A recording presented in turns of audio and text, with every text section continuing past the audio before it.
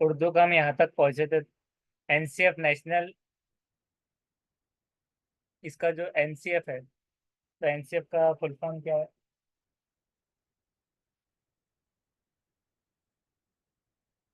NEP का full form, ये unmute करना पड़ेगा। तो अनम्यूट म्यूट, हाँ अभी अनम्यूट करके जवाब दे सकते हो। National curriculum. हाँ, करिकुलम निसाब से। तो नेशनल करिकुलम फ्रेमवर्क। और एनईपी का नेशनल एजुकेशन पॉलिसी। हाँ, आरटीई का full form RTE. Right to education. Right to education. तो ये जब भी इसके जो रूल्स वगैरह आते हैं, सारी चीज़ें, तो ये अलग अलग तरह से पूछते हैं, कभी एनसीएफ के तौर पर, कभी एनसीईआरटी के तौर से, और कभी जो है तो इस तरह से क्वेश्चंस इसमें आते हैं। तो इसके बारे में हमें पढ़ना है, तो इसको एक मरतबा आप ये खुद से एक मरतबा पढ़ लीजिए।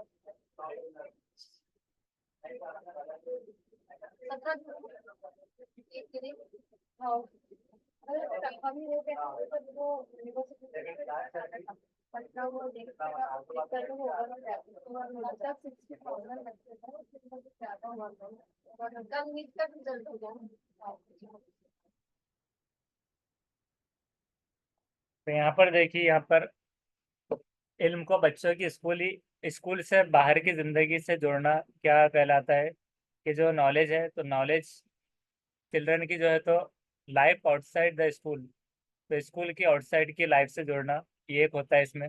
उसके बाद इक्तसाबी अमल को रटने के तरीके से अलग करने को यकीनी बनाना। कि जो इक्तसाबी अमल जो होता है, मतलब हिस्सा हासिल करना, हुसूलियाबी का, एक्विजिशन का, उसको रोड मेमोराइजेशन से अलग करना। और दरसियात को इस तरह से भरपूर होना चाहिए कि वो बच्चों को निसाबी कुतब मरकूज बनाने के बजाय, कि जो असबाक है तो उसको निसाबी कुतब मरकूज यानी कि सिलेबस, बुक ओरिएंटेड जो होने के अलावा बुक सेंटर्ड होने के बजाय, उनमें हमा जहद तरक्की का मौका फराहम किया जाए। कि हमेशा हमा जहद, हमा होता है हमेशा के तौर पर, तो हमा जहद तरक्की, जद्दोजहद जैसा आता है उसमें, तो हर वक्त जद्दोजहद, तो वैसी हमा जहद की हमेशा तैयार रहकर तरक्की का मौका फराहम किया जाए।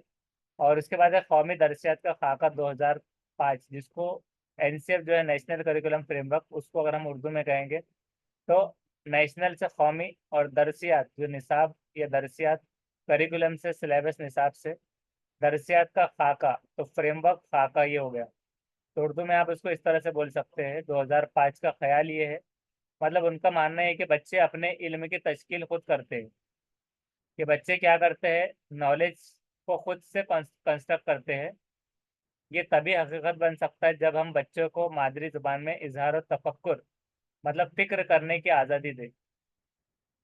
कि कौमी दरसियात का जो खाका है 2005 का, उसका ये मानना है कि बच्चे नॉलेज कंस्ट्रक्ट खुद करते हैं, और ये हकीकत जब बन सकता है जब हम बच्चे को जो मादरी जुबान फर्स्ट लैंग्वेज जो है उसमें सोचने समझने का इजहार और तफक्कुर, फिक्र करने की आज़ादी देंगे। मुल्क में से लिसानी फार्मूले को फ़रोग दिया जाए। कि एक से ज़्यादा जुबान, लिसानी मतलब जुबान से, तो एक से ज़्यादा फार्मूले को फ़रोग दिया जाए। स्कूल का निज़ामुल औक़ात लचीला होना चाहिए, मतलब फ्लेक्सिबल, ताकि सरगर्मियों को मुकाम मिल सके, कि उसके अंदर कुछ सरगर्मियों का मुकाम मिल सके। हिंदुस्तानी समाज की कसीरुल लिसानियत, मतलब एक से ज़्यादा मल्टीलिंगुअलिज्म को स्कूली ज़िंदगी के एक असासे के तौर पे लिया जाए। कि एक असासा, एक बेहतरीन, एक कीमती चीज़ के तौर पे लिया जाए। हमें ये तस्लीम करना चाहिए कि अगर बच्चों को मौका, वक्त और आज़ादी दी जाए, तो बड़ों से हासिल तजुर्बात की बुनियाद पर नई मालूमात मुरतब कर सकते हैं। तो ये हमें एक्सेप्ट करना चाहिए कि बच्चों को अगर आप मौका देंगे और वक्त देंगे, आज़ादी देंगे, तो वो बड़ों से हासिल तजुर्बात की बुनियाद पर, उसकी बेस पर न्यू नॉलेज को बना सकेंगे। अब ये देखिए आरटी की बात आ गई है, जैसे कि ये हो गया एनसीएफ, एनईपी अलग है और आरटी अलग। राइट टू एजुकेशन तो तालीम का हक 2009। तो अगस्त 2009 में पार्लियामेंट से मंजूर होने के बाद 1 अप्रैल, कितनी, 1 अप्रैल 2010 से, बहुत सारों को ये याद रहता है कि 31 जो मार्च होती है, जो अकाउंट्स से बिलोंग करते हैं जो स्टूडेंट्स या फिर कॉमर्स से बिलोंग करते हैं, तो उनको ये पता होता है अच्छे से कि साल का जो बिजनेस होता है तो वो 1 अप्रैल से चालू होता है और 31 मार्च तक होता है। और 31 मार्च, 31 अगस्त, जो मार्च होती है, 31 मार्च लास्ट एंडिंग जो टैक्स वगैरह भरने का भी जो, उससे आप याद रख सकते हैं। तो 1 अप्रैल इसमें याद रख लीजिए कि 1 अप्रैल 2010 से, और कब से 2010, अगस्त 2019, अगर 2009 में, तो अगस्त 2009 में पार्लियामेंट से मंजूर हुआ था ये पहले। मंजूर होने के बाद मुल्क भर में जम्मू और कश्मीर इस वक्त छोड़कर, कि उस वक्त क्या था 2010 में जम्मू और कश्मीर में ये नहीं हुआ था लागू, तो उन्हें छोड़कर नाफिजुल अमल में आया था ये मुल्क भर में। तो नेशनल लेवल पर ये लागू हुआ था। इसके लिए हिंदुस्तानी आइन में, कि जो कॉन्स्टिट्यूशन है इंडिया का, तो उस हिसाब से हिंदुस्तानी आइन में 6 से 14 साल के उम्र के बच्चों को पहली से 8वीं के फर्स्ट टू 8 स्टैंडर्ड तक फ्री और लाजमी तालीम के मुफ्त और कंपलसरी एजुकेशन को ये देना इसमें था नॉर्मल बच्चों को। और अगर बात की जाए कि जो हैंडीकैप फिजिकली डिसेबल्ड चिल्ड्रन है, तो उसके हिसाब से वो 6 to 18 है। तो ये दो चीज़ें याद रखना है, वो एग्जाम में आते हैं। हिंदुस्तानी आइन का दस्तूर का आर्टिकल A350 जो बच्चों को मादरी जुबान में तालीम देने का हक देता है, कि हिंदुस्तानी आइन जो है कॉन्स्टिट्यूशन का दस्तूर का आर्टिकल ए, जो है आर्टिकल 350 वाला, वो बच्चों को मदर टंग में, मादरी जुबान में, के इन्नेट लैंग्वेज में और फर्स्ट लैंग्वेज में तालीम देने का हक देता है, कि उसका राइट है कि उसके अंदर उसकी जुबान में उसको तालीम दी जाए। तमाम सरकारी स्कूलों में एलिमेंट्री एजुकेशन मुफ्त होगी, कि जितने भी सरकारी स्कूल है तो वहाँ पर एलिमेंट्री एजुकेशन फ्री होगी। बच्चों से किसी भी किस्म का कोई पैसा नहीं लिया जाएगा। प्राइवेट स्कूलों में, जो कि सरकारी रियायती ज़मीन पर तामीर किए गए हैं, 25% सीटें मुआशी तौर पर कमज़ोर तबकात के लिए मुख्तस होंगी। कि अगर प्राइवेट की भी अगर बात किया जाए, कि किसी का अगर प्राइवेट स्कूल है जो कि सरकारी रियायती ज़मीन पर, कि गवर्नमेंट से उन्होंने रियायती डिस्काउंटेड लैंड पर वो स्कूल तामीर किया हुआ है, कंस्ट्रक्ट किया हुआ है, तो उसको 25% सीटें, कि 100 अगर सीट है तो उसमें से 25 सीटें मुआशी तौर पर जो फाइनेंशियल वीकर जो तबकात है उनके लिए वो रिजर्व रहेंगी। ये उसके अंदर आई है आरटी में। उसके बाद दाखिले के वक्त कोई भी टेस्ट या दाखिला जाती इम्तिहान नहीं लिया जाएगा। कि आपका एडमिशन हो रहा है तो उसमें आपका कोई भी अहलियती टेस्ट, दाखिला, जाती इम्तिहान ऐसा नहीं लिया जाएगा, डायरेक्ट एडमिशन लेना है। माजूर तलबा जो है, तो जो फिजिकली हैंडीकेप भी जो चाइल्ड है, उनके स्कूल तक आमद और रफ्त की जिम्मेदारी हुकूमत की होगी, कि आना जाना, बस ऑटो क्या लगाते हैं तो वो हिसाब से जो भी खर्च होगा तो वो होगा स्कूल की तक आने जाने की जिम्मेदारी हुकूमत की, गवर्नमेंट से। किसी भी बच्चे को, जो माजूर तलबा है उनके लिए, और किसी भी बच्चे को जिस्मानी, जहनी और जज्बाती तौर पर सज़ा नहीं दी जाएगी। कि किसी बच्चे को जिस्मानी तौर पर सज़ा कैसी होती है, कि उसको पिटाई की गई और उस पर छड़ी तोड़ी गई वगैरह, या मार भी लग गया कुछ भी। जहनी तौर पर ऐसे कि जहनी टॉर्चर, के तुम, मतलब उसको कुछ भी कह दिया गया कि जिससे वो जहनी तौर पर उसको आ, एक सज़ा मिली। और जज्बाती तौर पर भी, कि उसके इमोशंस को ठेस पहुंची या जहनी तौर पर वो मिली, तो ये सज़ा कोई भी किस्म से नहीं दी जाएगी इन्हें। नेक्स्ट है कि तलबा और उस्ताद का तनासुब प्राइमरी सतह पर, यानी प्राइमरी लेवल पर 30 बच्चों पर 1, यानी कि एक मोअल्लिम पर 30 बच्चे, और मिडिल सतह पर 1:35। कि अगर वो प्राइमरी है तो 1:30 है, मिडल है तो 1:35, एक मोअल्लिम पर 35 बच्चे होना जरूरी है। उसी तरह 8वीं जमात तक किसी भी तालिब इल्म को फेल नहीं किया जाएगा। और 6 साल से ज़्यादा उम्र के बच्चों को उसके उम्र के मुताबिक दाखिला लिया जाएगा। नई तालीमी पॉलिसी, जैसे कि आपसे पूछा गया था सवाल, हालांकि आप ये सब भूल गए, पिछली जो हमारी थी क्लास इसके अंदर ये आया था, और जिसमें आपने फीडबैक भी दिया था कि ये इसमें फेल नहीं किए जाने वाले सिस्टम रहोगे इस तरह से बच्चों ने डायरेक्ट डायरेक्ट में। हाँ। तो उसके बाद अब ये नई तालीमी पॉलिसी जो है एनईपी, तो इसका फुल फॉर्म क्या है? National education policy 2020। तो 2020 और ये आरटी 2009, इस तरह ये याद रखना है। तो ये 2000 और ये 9 से ही याद रख लेना है कि 9 अगस्त, और उसके बाद में 1 अप्रैल से वो लागू हुआ। और 2020 का जो है, तो नई तालीमी पॉलिसी 2020 के मुताबिक तालीम 3 साल की उम्र से शुरू होगी, कि एजुकेशन स्टार्ट होगा, बिगिन होगा 3 इयर्स की एज से। नई तालीमी पॉलिसी का मकसद ये होना चाहिए कि न्यू एजुकेशन पॉलिसी का एम जो है, तो 3 से 18 साल की उम्र के बच्चों के लिए तालीम के हक को फरोग देना। क्या मकसद है? कि 3 से 18 साल के 3 to 18 ईयर्स के बच्चों को लिए तालीम के हक को फरोग देना है। यानी क्या हुआ कि उसका जो हक है तो उसको फरोग देना, नई एजुकेशन पॉलिसी का। अब उसके बाद है कि नई तालीमी पॉलिसी के तहत 10+2 का ढांचा मुकम्मल तौर पर ख़त्म कर दिया गया। कि मतलब 10+2 का ढांचा, यानी कि वो एज वाइज रखा जा रहा है, ये ख़त्म कर दिया गया। अब ऐसा हो गया कि 5+3, तो 5+3+3+4 इसके मुताबिक स्कूल ये होगा। इससे पहले हमने उसके एक डायग्राम भी देखा था जब हम सीडी पे पढ़ रहे थे, कि किस तरह से होता है। हाँ था, तो हम उसको ढूंढने की कोशिश करेंगे।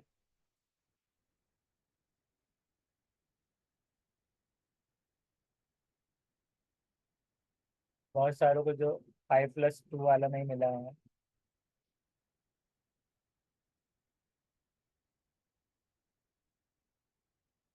तो न्यू एकेडमिक स्ट्रक्चर ऐसे हो गया, ये 2 इयर्स मतलब 2 साल तक एज का ग्रुप क्या था? 16 से 18 का। और 6 से 10 तक ये 10 साल का ग्रुप एक ऐसा रखा गया था पहले 10+2 में, जो कि अब कर दिया गया न्यू एजुकेशन पॉलिसी के तहत 5+3+3+4। तो 5 कैसे होगा? ये 3 और 2 ये मिलाकर, तो 3 इयर्स में आंगनवाड़ी स्कूल बाल वाटिका एज 3 to 6 में, ये फाउंडेशनल लेवल इसको कहा गया। फाउंडेशनल लेवल होती है stage multi level play activity based learning, और 2 साल होते हैं क्लास पहली और दूसरी 6 to 8 तक के लिए। उसके बाद अगर ये ग्रीन पोर्शन में आए तो प्रिपरेटरी स्टेज है ये 3 इयर्स की है, क्लास 3 to 5 की रहेंगी, एज 18 से 11, 3 साल। हाँ, 8 से 11 बराबर। तो यहाँ पर 18 तक ये खत्म, बाद में ऊपर होगा 8 से 11। तो ये हो जाएगा प्ले डिस्कवरी होंगी और एक्टिविटी बेस्ड और इंटरेक्टिव क्लासरूम लर्निंग हो जाएंगी इसमें। तो क्या होगा इन 3 साल में? क्लास 3rd to 5th, और यहाँ पर ये बालवाड़ी वगैरह होगी, पहली दूसरी कहाँ पर आ गया? मतलब first and second class 6 to 8 के ग्रुप में। और 8 साल से 11 साल की एज में तीसरी से पांचवी, 3rd to 5th। और 3 इयर्स जो एक्स्ट्रा है क्लास 6 to 8 रहेगा, जो कि एज ग्रुप रहेगा 11 से 14 साल, जिसको कहा जाएगा मिडल स्टेज। मिडल स्टेज होती है experiential learning in the science, mathematics, arts, social science and humanities. इसके अंदर ये मिडल स्टेज बताई गई। उसके बाद सेकेंडरी स्टेज, जो कि होती है 4 इयर्स की, क्लास 9 to 12 के लिए, जो कि है 14 to 18 वाली। तो यहाँ पर है कि मल्टी डिसिप्लिनरी स्टेज है ये, ग्रेटर क्रिटिकल थिंकिंग होती है, फ्लेक्सिबिलिटी लचक, और स्टूडेंट चॉइस ऑफ सब्जेक्ट। तो इस तरह से न्यू पेडागोजिकल और curricular structure of school education को इस तरह बांटा गया है। और पहले इस तरह से होता था 10 से 6 to 16 और 16 to 18। अब ये 6 से कम होकर हो गया 3, 3 से 6 में उसका आंगनवाड़ी वगैरह हो जा रही है। बाद में जहाँ से स्टार्ट होता था, तो 6 से 8 में पहली दूसरी ऐसे। तो ये क्या हो गया? ये पैटर्न की बात कर दी गई। इसका मतलब ये है कि अब स्कूलिंग 3 से 8 साल, मतलब 5 इसमें ऐसा मिलाया गया कि 3 से 8 साल का जो एज है, तो ये 5 हो गए, टोटल 5 साल। मतलब 8 से 11 साल जो रहेगा, तो 8 से 11 साल के 3 साल, उसमें 3 और मिलाना है, 11 से 14 साल 3 साल, और 4 साल और, तो 14 से 18 साल। ये बच्चों के लिए तकसीम होगा। अब न्यू एजुकेशन पॉलिसी, नई तालीमी पॉलिसी 2020 के उसूल, ये बुनियादी मराहिल जो हमने अभी देखा है, तो वही चीज़ है ये। तो फाउंडेशनल स्टेजेस, जिसको हम उर्दू में कहेंगे बुनियादी मरहला, इसके तहत पहले 3 साल के बच्चों को आंगनवाड़ी में प्री स्कूलिंग तालीम लेनी होगी। इस मरहले में 3 से 8 साल के बच्चे शामिल होंगे। इसके बाद अगले 2 साल तक पहली और दूसरी के स्कूल जाएंगे। तैयारी का मरहला रहेगा प्रिपरेटरी स्टेज, जिसको कहा जाएगा तैयारी का मरहला। इस मरहले में क्लास चौथी से 5वीं तक पढ़ाई होंगी, और इसमें 8 से 11 साल के बच्चों को शामिल किया जाएगा। ये मरहला 3 साल में मुकम्मल हो जाएगा। इस मरहले में साइंस, रियाजी, आर्ट्स वगैरह के बच्चों पर ज़्यादा जोर दिया जाएगा।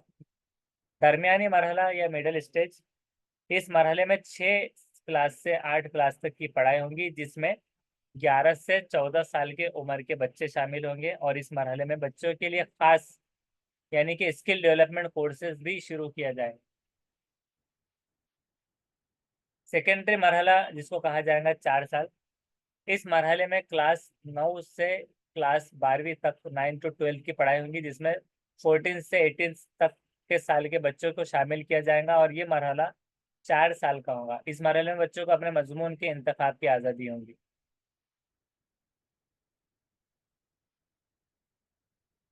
प्रैक्टिस सेट यहाँ पर आ गए हैं, और ये प्रैक्टिस सेट के भी 20 क्वेश्चन हो गए थे पहले। तो एक मरतबा ये सारे मतलब रिपीट हो रहे हैं, लेकिन अभी यहाँ से जो थे अब इसको डायरेक्ट डायरेक्ट कर लेना है। तो मारूजी सवालात, उस्ताद किसी लफ्ज़ के सहारे के बगैर, कि उस्ताद किसी लफ्ज़ के सहारे के बगैर अपने तलबा से मुखातिब है, तो इसमें वो क्या इस्तेमाल कर रहा है।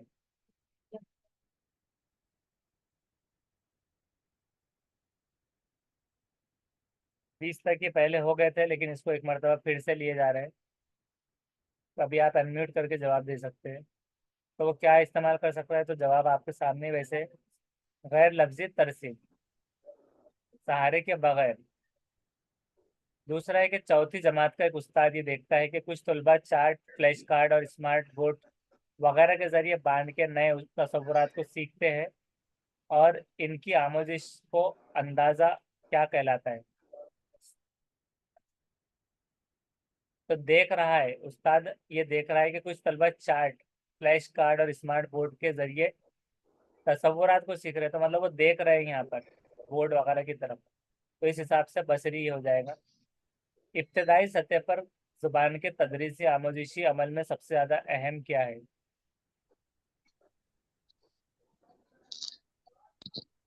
बच्चों का अदब। हाँ, तो बच्चों का अदब ये हो गया।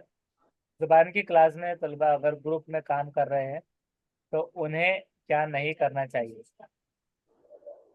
ऑप्शन नंबर सेकंड, बेचैनी महसूस सेकंड, करना। बेचैनी महसूस करना, सही जवाब। छठी जमात का एक उस्ताद चाहता है कि उसके तलबा अच्छे मुसन्निफ बने। वो तलबा से कहता है कि पहले नुकात नोट कर ले, फिर उसको क्या करे, ड्राफ्ट तैयार करे, और अपने हमजोलियों मतलब जो साथियों है उन पर बात करे। तो इस तरह से ड्राइंग को किस हैसियत से देख रहा है, मजमून, प्रोडक्ट, जैसे मुबाहिसा या अमल। बहस व मुबाहिसा, बहस व मुबाहिसा। फर्स्ट मजमून। बी नहीं, तो इसका अमल वाला सही है। अमल है इसका, कि अच्छे मुसन्निफ बने, तो वो हिसाब से वो हमजोलियों पर बातचीत करे। तो ड्राइंग को अमली हिसाब से देख रहा है वो, क्योंकि ड्राइंग कर रहा है ना, तो बहस इसलिए नहीं आएंगी। उसके बाद है जुबान सीखने के अमल में चंद सरगर्मियाँ शामिल होती है। आप इस बयान के तायद में किस सरगर्मी को पेश करेंगे। निसाब में शामिल किसी तहरीर की बेहतर तफहीम के लिए तलबा को अपनी मादरी जुबान का इस्तेमाल करने पर आमादा किया जाए, या पहले आसान मतन और फिर मुश्किल मतन उस्ताद लिखना बोलना सिखाए और तलबा इसकी नकल करे। मश्क हद दर्जा अहम चीज़ है, क्योंकि इससे आदत डालने में मदद मिलती है। सर पहला ऑप्शन नंबर फर्स्ट। तो उसका फर्स्ट बिल्कुल सही जवाब है कि क्या हो रहा है कि जुबान सीखने के अमल में कुछ एक्टिविटीज है जिसमें निसाब में शामिल के करिकुलम में शामिल किसी तहरीर की तफहीम के तर्जुमा कर रहे फहम के लिए तलबा को अपनी मादरी जुबान का इस्तेमाल करने पर आमादा कि अपनी जुबान में उसको बोलो। जुबान वो सीखने में आएगा एक्विजिशन।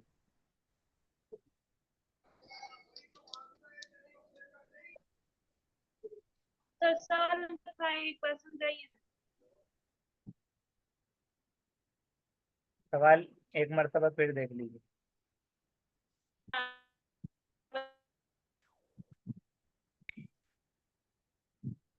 आवाज बहुत सारों की ब्रेक हो रही है। अभी आपने कुछ पूछा है तो आवाज बहुत स्लो आई है। इसको वापस समझाना है या फिर सवाल नंबर 5 सर, सवाल नंबर 5 एक बार समझाओ। सवाल नंबर 5? हाँ, छठी सवाल जमात नंबर का 5। उस्ताद ये चाह रहा है कि बच्चे तलबा अच्छे मुसन्निफ बने। मतलब वो राइटर बनाने की बात कर रहा है कि राइटर बनाना है। तब राइटर बनाने के लिए तो उनको लिखना पड़ेगा, ना कि बहस मुबाहिसा। तो वो बोल रहा है कि वो नुकात को नोट कर ले, फिर ड्राफ्ट तैयार करे और अपने साथियों के साथ इस पर बातचीत करे। अब ऐसा लग रहा है कि बातचीत जब कर रहा है वो, तो बहस मुबाहिसे के हिसाब से देख रहा है ड्राइंग को। आगे क्या है, हम जोलियों से इस पर बातचीत करें उस्ताद। देखिए यहाँ पर आगे है राइटिंग को, ड्राइंग भी नहीं था, राइटिंग को किस हैसियत से देख रहा है। तो राइटिंग को, जो जब बात आ रही है राइटिंग की, तो क्योंकि ये एक ऐसा डायरेक्ट बातचीत नहीं की गई। बहस मुबाहिसा ऐसा होता है कि डायरेक्टली जो अपने पास में नॉलेज है, अब अच्छे मुसन्निफ बनने के लिए पहले वो लिख रहे हैं। तो क्या कर रहे हैं, यहाँ पर राइटिंग का प्रोसेस हो रहा है, नुकात को नोट कर लेना और फिर ड्राफ्ट तैयार। तो इस राइटिंग को क्या हिसाब से वो देख रहा है, तो अमल के हिसाब से वो देख रहा है। प्रोडक्ट तो ये हो जाएगा कि वो बन गया राइटर या मुसन्निफ बन गया, और मजमून तो ये हो जाएगा कि मजमून उसको लिखना आ गया। लेकिन अभी मुसन्निफ उनको बनना है। तो बहस मुबाहिसा बनकर वो एक मुसन्निफ तो डायरेक्टली नहीं बन पाएंगे। नुकात को जब नोट करेंगे, फिर ड्राफ्ट करेंगे, तो उसमें से वो कुछ लेंगे टर्म के, ये अल्फाज आना चाहिए था इसके अंदर, ये फंसी उर्दू होनी चाहिए थी, ये चीज़ें कट होंगी, ये जुड़ेंगी, इसको और अच्छा कैसे बना सकते हैं। तो ये तहरीरी तौर पर और राइटिंग वे को कहा जाएगा अमल, कि इस पर वो अमली मतलब प्रैक्टिकल लेवल से देख रहा है वो, कि प्रैक्टिकल वे में हो रहा है ये काम। तो ये क्या क्लियर हो गया ये वाला? हाँ, आ गया सर। हाँ, क्योंकि उसमें ऐसा घुमाकर ऐसे ही दिया था, बातचीत से डायरेक्ट कंफ्यूज होकर लोग सारे स्टूडेंट बहस मुबाहिसा करें। लेकिन हमें ये दो पॉइंट देखना है। सुनने की सलाहियत की मश्क के लिए उस्ताद ने एक सरगर्मी वजह की। अब देखिए यहाँ पर है सुनने की, वहां पर मुसन्निफ बनने की थी, यहाँ पर एक जगह पढ़ने की आ गई थी, और ये जुबान सीखने की थी। सब सवालात ही अलग अलग है। तो बसरी आया था ये वाले में, ये वाला जो था आगे सेकेंड वाला, तो ये बसरी था। तो ये देखने का था, अब आया सुनने का। तो सुनने की सलाहियत की मशक लेना है, तो उस्ताद ने क्या किया, एक सरगर्म वजह की एक एक्टिविटी, जिसमें तलबा को एक रेलवे ऐलान को सुनते हैं और एक जदवल में ट्रेनों के आने और जाने का वक्त दर्ज करते हैं। कि रेलवे ऐलान को सुन रहे हैं और आने आने के जदवल में, जैसे कि ये ट्रेन इतने बजे आएंगी, वो ट्रेन इतने बजे डिपार्चर और अराइवल। तो ये क्या है, किसी ऑडियो रिकॉर्डिंग की बुनियाद पर जदवल मुकम्मल कर रहे हैं या किसी ऐलान को बुलंद आवाज में पढ़ रहे हैं। तो देखिए पढ़ तो नहीं रहे हो, और मालूमात दर्ज करके एक जदवल बना रहे हैं, या फिर कोई छोटी फिल्म देख रहे हैं। Option number first sir. हाँ, तो ये किसी फर्स्ट उसका ऑडियो सही जवाब हो रिकॉर्ड। जाएगा। क्योंकि सुनने की सलाहियत जब आता है, तो सुनेगा जब वो, तो रिकॉर्डिंग की बुनियाद पर जदवल मुकम्मल करेगा।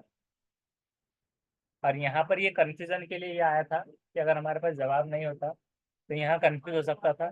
ये तो सिर्फ पढ़ना हो गया था और ये देखना हो गया था, तो ये दोनों नहीं थे। लेकिन इसमें कैसे कंफ्यूजन हो सकता था कि मालूमात दर्ज करके एक जदवल बना रहे हैं और ऑडियो रिकॉर्डिंग की बुनियाद पर जदवल मुकम्मल कर रहे हैं, तो ये नया हो गया था। और मतलब नए से बनाना, और जदवल में ट्रेनों के आने आने का वक्त दर्ज कर रहे हैं, तो हमारे पास जदवल ऑटोमेटिक था। सवाल में दिया हुआ है कि जदवल में दर्ज कर रहे हैं, तो दर्ज करना है तो बनाना नहीं रहेगा बल्कि मुकम्मिल करना होगा। तो ये सवाल का मतलब इस तरह से कंफ्यूज किया गया था। नेक्स्ट है जुबान की तदरीस के क्लास में, कि अब एक लैंग्वेज की एक टीचिंग हो रही है, उसकी क्लास में खुसूसी सलाहियत वाले के खास मखसूस सलाहियत वाले तुलबा में वाबस्तगी मतलब जुड़े रहना, कामयाबी के सक्सेस और इज्जत नफ्स के एहसास को फरोग दिया जाना चाहिए। कि उसका मतलब एक सेल्फ रिस्पेक्ट वगैरह जो चीज़ हो गई, तो उस एहसास को फरोग दिया जाना चाहिए। तीन चीज़ें उन्होंने कहा है, वाबस्तगी, कामयाबी और इज्जत नफ्स। तो एहसास को फरोग देना जुबान की तदरीस के क्लास में खुसूसी सलाहियत वाले तलबा में। तो उसके लिए क्या ज़रूरी है? पहला कि इन तलबा की मखसूस ज़रूरतों के पेशे नज़रियात बासलाहियत असातिज़ा का तकर्रुर किया जाए। मतलब डायरेक्टली बहुत डीप में उसको समझना है कि उन तलबा की मखसूस ज़रूरतों मतलब ख़ास ज़रूरतों के पेश नज़र, कि उनकी जो ख़ास ज़रूरतें हैं तो उसको देखते हुए पेश नज़रियात बासलाहियत की उनकी मखसूस ज़रूरतों के हिसाब से एक सलाहियतमंद टीचर्स का असातिज़ा का तकर्रुर अपॉइंटमेंट किया जाए। किसकी वजह से? उनकी मखसूस ज़रूरतों की वजह से। दूसरा है कि उन तलबा को एक साथ रखा जाए ताकि वो स्कूल के अपने दीगर साथियों से मिलजुल ना सके। तो एक ऐसी बात होगी कि एक साथ रखा जा रहा है और वो स्कूल के दीगर साथियों से मिलजुल ना सके। मतलब स्कूल के यानी कि क्लास के नहीं कहा गया कि स्कूल के, ऐसा कि पांचवी वाला था तो चौथी से मिल रहा है, छठी से, तो वो एक साथ रखा जा रहा है। और सवाल क्या था, किसकी बात चल रही है? वाबस्तगी, कामयाबी और इज्जत नफ्स। तीसरा है कि मुख्तलिफ नोयतों की दरसी किताबें फराहम की जाए। कि नोयतों की मतलब अलग अलग अकसाम की दरसी किताबें, निसाबी किताबें वो फराहम की जाए। या फिर मिलजुल कर सीखने, एक साथ मिलजुल कर सीखना, बाहमी ताउन के एसोसिएशन और Number 4. हेल्प। हाँ, Option number 4, sir. आप लोग। Option number 4. तो Option ऑप्शन number नंबर 4. 4 इसका बिल्कुल सही जवाब है, क्योंकि पहले में कंफ्यूज ये किया गया था कि उनकी जो जरूरत होगी उसके हिसाब से असातिज़ा रखो। हाँ, तो ये तो नहीं है। बिल्कुल दूसरा था कि एक साथ ही उसको रख दिया जाए कि मिलना ही नहीं बिल्कुल दूसरों से। और मुख्तलिफ नौइयतों की तो कितनी बार लाई जाएंगी मुख्तलिफ दरसी किताबें, जो करिकुलम है तो वो तो एक ही रहेगा। मिलजुल कर सीखना, बाहमी ताउन और बातचीत के मौके, तो इससे क्या होगा, ये तीनों चीज़ें हो जाएंगी।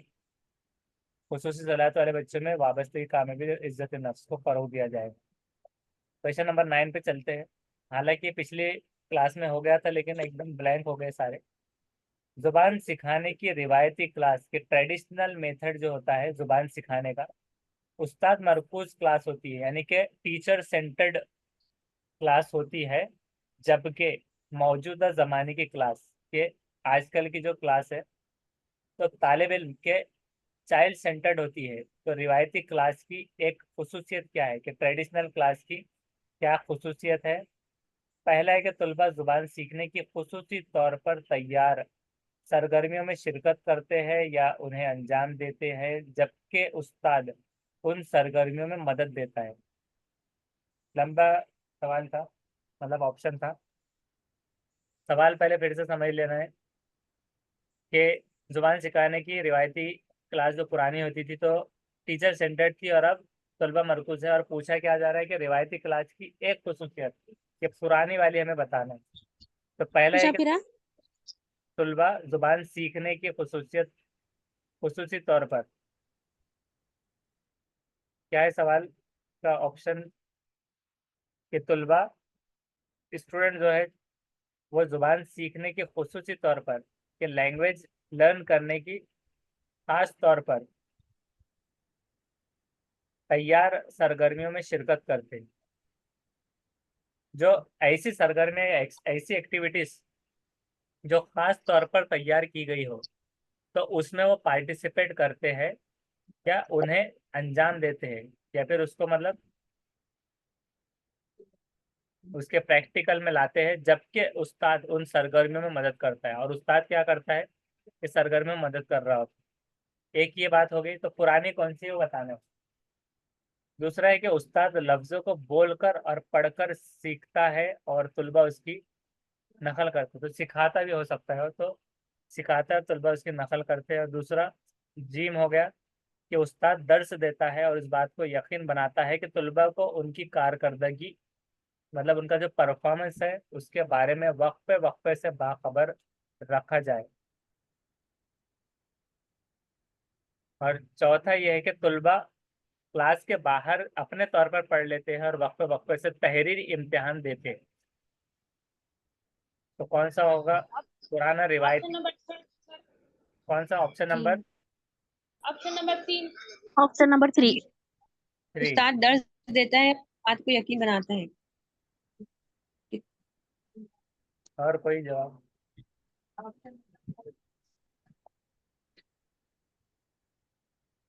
तो उसका है अलिफ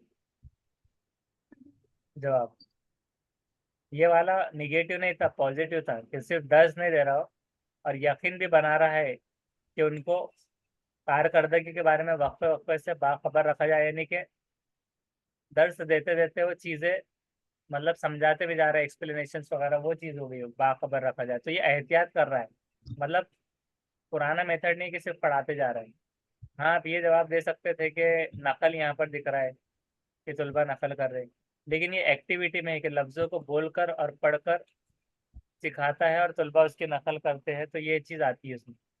लेकिन तुलबा जुबान सीखने के खुसूसी तौर पर, मतलब खास जो सरगर्मी बना दी गई, तो उसमें शिरकत कर रहे हैं, अंजाम दे रहे हैं। तो यहाँ पर देखिए कोई प्रोग्रेस की बात नहीं हो रही, बस उस्ताद उनकी सरगर्मी में मदद करता है, यानी कि सिलेबस कंप्लीट करना है या फिर ये चीज़ होना है, एक निसाब रख दिया गया, उसमें क्रिएटिविटी नहीं झलक रही देखिए ये वाले में। इसमें तुलबा उसकी नकल इमिटेट तो कर रहे हैं, इमिटेट करके सीख रहे हैं लैंग्वेज, लैंग्वेज में इमिटेशन आता है, रोड मेमोराइजेशन नहीं है। और दूसरा यहाँ पर एक्टिविटी हो रही है क्रिएटिविटी, और ये भी क्रिएटिविटी वाला पार्ट है, तो इसलिए अलिफ रिवायती क्लास की। नेक्स्ट है जुबान सिखाने की ऐसी क्लास, जुबान सिखाने की ऐसी क्लास जहाँ तुलबा की सलाहियतों में फ़र्क हो। उस्ताद के लिए इस बात को यकीनी बनाना ज़रूरी है कि तुलबा इसमें से क्या कर रहे हैं। फिर से पढ़ते सवाल कि जुबान सिखाने की ऐसी क्लास जहाँ पर तुलबा की सलाहियतों में, कि उनकी जो सलाहियतों की क्या कहेंगे इंग्लिश में, कि उनकी स्किल्स में मतलब फ़र्क हो, डिफरेंस आए। उस्ताद के लिए इस बात को यकीनी बनाना जरूरी है कि तुलबा तफवीज़ करदा काम को घर पर मुकम्मल करने के लिए अपने वालिदैन के साथ अपने उस्ताद से मुलाकात करे, कि जो तफवीज़ किया गया था काम उसको घर पर कंप्लीट करना है, तो वालिदैन के साथ उस्ताद से मुलाकात करे। या फिर छोटे छोटे क्लास प्रोजेक्ट अंजाम दे जिनमें उन्हें आपस में बातचीत करने, समाजी राब्तों की महारत बढ़ाने और बड़े ग्रुपों में रहकर काम करने का मौका मिल सके।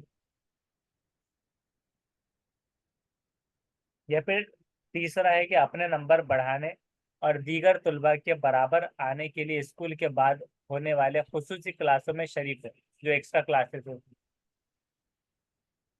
अपनी मुश्किलों को समझने के लिए नफ्सियाती मौलिज और क्लास टीचर के साथ वक्त वक्त से मुलाकात करें। Option number 2। Option number 2। Second, option number 2 sir. तो सेकेंड वाला सही जवाब है, सेकेंड इज राइट। अब ये ऐसा हो गया कि नफ्सियाती मौलिज को बुलाओ।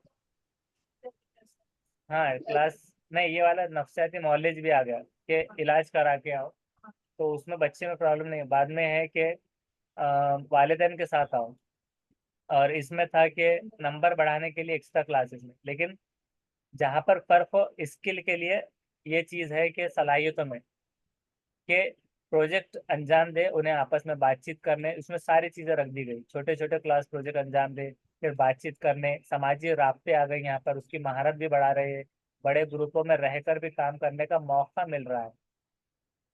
तो ये स्किल्स वहाँ पर डिफरेंस फर्क हो, ये यकीनी बनाया जाएगा यहाँ से। नेक्स्ट है इसका सवाल उस्ताद की तरबियत की टेक्निक जहां महारतों के फरोग की नकल की जाती है। कि उस्ताद की तरबियत की टेक्निक, उसकी तरबियत कराने की टेक्निक ऐसी जहां पर स्किल्स की फरोग की नकल की जाती है, वो क्या कहलाती है? मंसूबा सबक, मुजाहराती वीडियो देखना, माइक्रो टीचिंग, या अच्छे लेक्चर के नोट बनाना।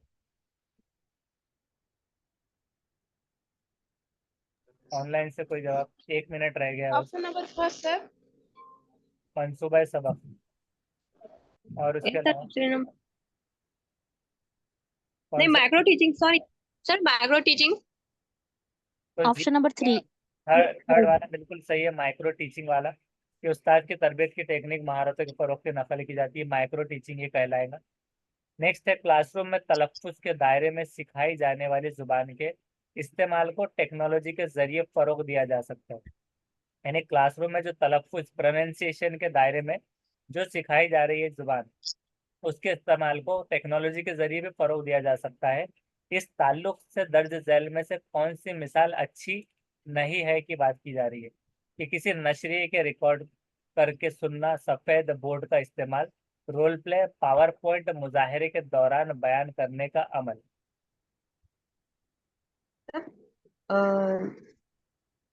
एक ही मिनट है, मीटिंग खत्म हो जाएंगी, जल्दी जल्दी जवाब दीजिए। पावर पॉइंट मुजाहरे के दौरान बयान अमल। और इसके अलावा Option second. Option number 2, option number second. इसका जवाब है जिम, जो कि सफेद बोर्ड का इस्तेमाल। ये सारा जो है तो उन्होंने